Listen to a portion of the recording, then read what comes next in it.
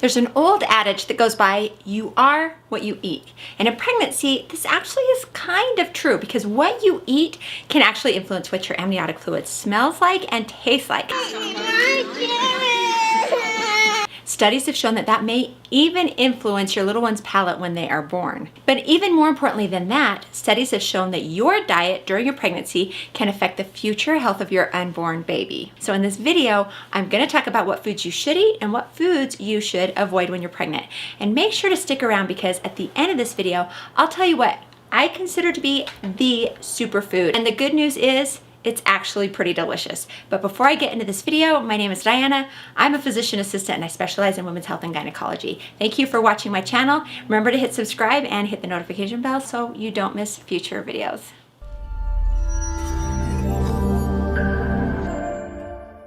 Now, before I jump into this video, I'd really like to hear from you. Are you in your first trimester or your third trimester? Maybe you're watching because your partner is pregnant, or are you just thinking about getting pregnant and trying to learn what you can? Put that in the comment section down below. So when you're pregnant, your body needs more of certain vitamins and minerals and calories to support the pregnancy. So first off, let's talk about how much you should be eating. How many of you have heard someone say to you, eat all you want because you're eating for two? Okay, that is true that you're eating for two, but the other person you're eating for is like, for example, at 8 weeks along, only 2.5 centimeters and only weighs like 1/3 of an ounce. So seriously, you do not need to double your calorie intake. In fact, for the first trimester, you don't need to increase your calorie intake at all. For the second trimester, you want to increase your calories by only 350. And then in the third trimester, you'll want to take in about 450 more calories. And to help put this into perspective, 350 calories is only about 2 glasses of skim milk. Now, if you are carrying multiples, an easy rule of thumb is to eat at least 300 calories a day more per kid. Also remember that the dietary changes that support a healthy pregnancy begins before you even conceive. So if you're planning on getting pregnant anytime soon, this is important information for you too. It's also important to have the right amount of weight gain during pregnancy. Both eating too much and eating too little can cause complications for both you and your baby, which is another reason why it's important that you plan your pregnancy diet carefully. So honestly, there are tons of different dietary advice that you can find on the internet, books, or magazines, and it might be overwhelming. So I'm gonna break it down for you into 3 simple categories. Things you should eat more of, things you should eat less of, and things you shouldn't eat at all. So let's start with things that you should eat more of. First off, you're gonna wanna eat things that are rich in folic acid. Folic acid, also called vitamin B9, is a well-known and undisputed vitamin that every pregnant patient is recommended to have. So it's so important, in fact, that it's one of the main reasons you need to be taking your prenatal vitamin, which will contain folic acid. It's recommended that you have at least 400 micrograms of folic acid a day. Some prenatal vitamins have a little bit more than that, that's fine. And women with increased risk for neural tube defects in their baby may need to take more than that, but your OBGYN will usually screen for your risk at your first OB appointment. Even if you are taking a prenatal vitamin, it's still good to try to consume foods rich in folate. Folate is the natural form of folic acid. This includes foods like leafy vegetables like spinach, romaine lettuce, kale, peas, beans, and asparagus. Lentils are also a good source of folate. I honestly have never cooked lentils in my life, but they are one of the most folate-dense foods. So hey, if you love lentils and actually know how to cook and eat them, please tell me in the comment section below how to cook them because I have no idea. Along with 400 micrograms of folic acid, try to also get 600 IUs or international units of vitamin D and 1,000 milligrams of vitamin C each day as well.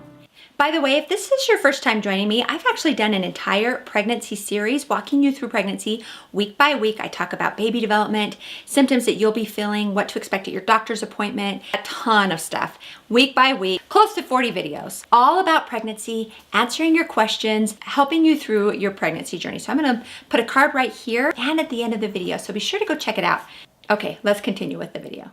Next, let's talk about whole grains because you can't live on greens alone. At least I can't. For your carbohydrate source, it's best to avoid simple carbohydrates. Choose a complex carbohydrate instead, like whole grains. So replace your white rice with brown rice and replace your white bread with whole wheat bread. Oatmeal is also a good source of carbohydrates. You'll have less chance of developing gestational diabetes when you consume whole grains. These sources of carbohydrates have a lower glycemic index, which means that they don't break down as quickly into sugars, so that you don't have spikes in your blood sugars after you're eating. It's also a good source of vitamin B, vitamin E, magnesium, and zinc. As far as dairy goes, you can still consume dairy containing foods, so this includes low-fat milk, yogurt, and soy if that's what you enjoy. Whole fruits are a good source of vitamins and minerals. Citrus fruits like oranges and lemons are great because they are rich in vitamin C. Now, during childbirth, whether you undergo a C-section or a normal delivery, there's a certain amount of blood loss expected.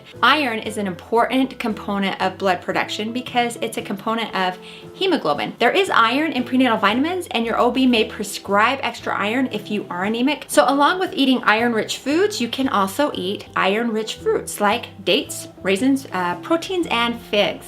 For your protein source, ideally choose lean meat. Lean meat just means that it's meat with less fat. So for example, chicken breast without the skin, because skin of a chicken is like 80% of the total fat content. Pork chops are okay as long as you trim off the fat.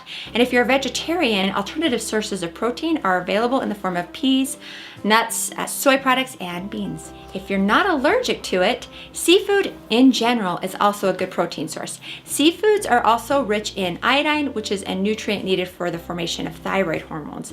Thyroid hormones are needed for proper brain development and growth of the baby when it's still in the womb. And fish and shrimp in general is a really good source of vitamin A and, very importantly, DHA.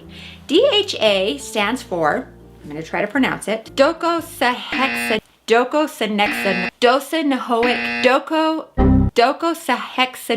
acid. Seriously though, literally nobody calls it that. It's just DHA for short. DHA helps to promote your baby's brain, eyes, and nervous system development. It also helps to prevent preterm labor and can support postpartum mood in new mothers. Now, I'm going to use fish as a segue into foods you should be eating less of, because you do need to be aware of the kind of fish you are eating. You're going to want to avoid eating fish with high mercury levels. Mercury is known to cause birth defects and developmental problems for unborn babies. So you want to avoid eating any fish with high levels of mercury. An easy way to know what fish have are if they eat larger fish that eat other fish. So when you're pregnant, don't eat swordfish, big eye, king mackerel, marlin, orange roughy, tilefish, tuna, or shark. Okay, so what if you want to eat a tuna fish sandwich? That is considered safe if you keep it to once a week or less. This next part comes with a disclaimer. Pregnancy is a state where hormones are at an all-time high, and women have more of a sensitivity to sense of smell and taste, and this gives rise to oddly specific cravings, which occur more often during the first and second trimester. I'm telling you, being pregnant is no piece of cake. Ooh, cake. This is all part of a normal pregnancy, so I would personally never, ever say that you can't eat any of the foods that I'm about to talk about, because first off, I would be a huge hypocrite, and second off, even unhealthy treats are fine in moderation during your pregnancy. But you want to try to moderate your sugary food intake. So you can still eat sweets and other sugar-containing foods like ice cream or chocolate or cake or whatever it is that you love. However, try not to eat it every day. Remember to portion your sweet tooth accordingly. More than 5% of your calorie requirement to be sugar. They are empty calories. Saturated fat is one of the types of fat that you should avoid. It tends to raise the bad cholesterol in your blood and lower the good type of cholesterol. Too much of the bad cholesterol is associated with heart disease like hypertension and high cholesterol. Saturated fat can be found in butter, lard, cake, sausage, bacons, and other cured meat. Now, I often get asked about processed lunch meat or deli meat, and if that is safe to eat when you're pregnant. The concern with lunch meat is that it can sometimes harbor a bacteria called listeria. Listeriosis can be a serious infection, but most healthy non-pregnant adults don't get listeriosis when they're exposed to the bacteria. Pregnant women, however, are 20 times more likely to get listeriosis than someone who isn't pregnant. And if they get it, the symptoms are usually mild, written off like as a cold or a mild flu. But for the fetus, a listeriosis infection can cause serious problems. It can lead to a miscarriage or to a stillbirth.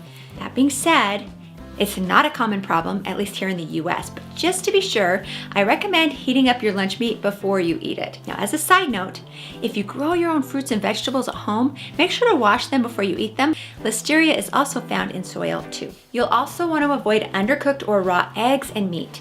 The same goes for raw fish. I personally really struggled with this because I love sushi, but as of now, ACOG, the American College of Obstetrics and Gynecology, recommends that you avoid sushi while you're pregnant. Now, if you're watching this and you're reminded of that spicy tuna roll you ate last week, assuming you were eating sushi grade sushi that was frozen properly, which kills most of the bacteria and parasites, what you ate was fine. Don't stress over it. Just avoid it for the rest of your pregnancy. And if you are having major sushi cravings, like I did, eating cooked rolls like California rolls, totally fine. California rolls. Don't drink unpasteurized milk. Now in the US, it's hard to find unpasteurized milk unless you literally own a cow. But in general, if you buy the milk at the grocery store, it's gonna be pasteurized. But that's not the case with soft cheeses. So make sure that when you buy soft cheese, that it actually says made with pasteurized milk on the package. So like cottage cheese, ricotta, mozzarella, feta, cream cheese, those are all totally safe. Just read the label to be sure. Now you'll want to avoid mold ripened soft cheeses. These are things like brie, Danish blue, gorgonzola cheese. The mold in them can also contain listeria. So make sure that your soft cheese is made from pasteurized milk and make sure that it doesn't have that whitish coating around the cheese, which means that it is mold ripened. Let's talk about caffeine. So the recommended maximum amount of caffeine per day in pregnant women is 200 milligrams. Also remember that coffee is not just the only source of caffeine. Coke and tea, for example, also contain caffeine. There's approximately 150 milligrams of caffeine in 2 shots of espresso. So instead of buying your usual venti size at Starbucks, you might opt to buy one of the tall size drink instead. So while caffeine and sugar aren't the healthiest things to consume during a pregnancy, a little in moderation is okay. But the next things that I will talk about are things that you should 100% avoid because of the known dangers to your baby. So no consuming any alcohol. This includes beer, wine, gin, brandy. Any bottle with a percentage of alcohol on the label is not okay. There is some data that suggests that a very small amount of alcohol is not dangerous for the fetus, but there's no data on what amount is just a little bit, which means there's no way of knowing when you go from just a little bit to just a little bit too much. So it's not recommended to drink alcohol at all. Fetal alcohol syndrome is serious and it causes physical abnormalities, particularly in the face, as well as delayed development, learning disabilities, and behavioral problems. So it's better to be safe and avoid it entirely. And I want to point out that the effects of alcohol consumption on the baby can be evident no matter what trimester you're in. So there's no safe time period that you can drink alcohol. Next, I want to talk about teratogenic medications. So teratogens are medications or chemicals that cause abnormal formations of any part of the growing baby. There are some medications that you absolutely shouldn't take when you're pregnant, like for example, retinoids, which help with dark spots and acne and other skin conditions. Now, other medications like seizure medications, for example, may be dangerous for the baby, but not taking them would be dangerous for the mom, and that's where it gets a little tricky.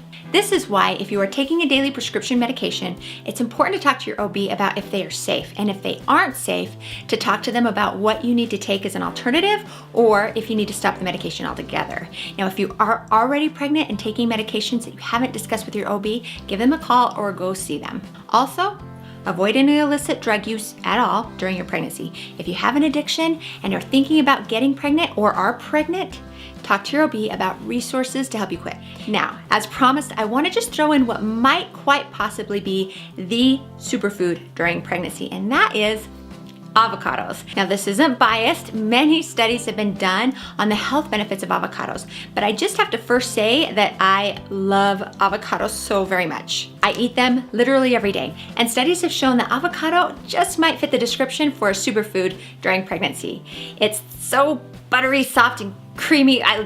It's really good. So they are super nutrient rich in vitamin E, folic acid, vitamin C, and potassium. It's also rich in the good kinds of fat, the monounsaturated fats. Unlike saturated fats, monounsaturated fat make the bad cholesterol levels go down and can even lessen the risk for heart disease. And if you're planning on breastfeeding after giving birth, consumption of avocado can still be beneficial for you because dietary changes can affect the quality of your breast milk. Growing babies need these good types of fat in their diet. Plus, avocados also contain a lot of fiber and antioxidants, which both have been associated with improvements in pregnancy health. So I hope that you liked this video. If you did, hey, means the world to me if you give it a thumbs up. If you have any topics that you'd like me to make a video about, put that in the comments section down below. Make sure to subscribe if you haven't done so. So I mentioned earlier in the video, my pregnancy playlist week by week. I'm going to link to that video right here. Go check it out, find the week that you're at, maybe watch a few of the earlier videos just to get caught up. So click on that link right there and I will see you over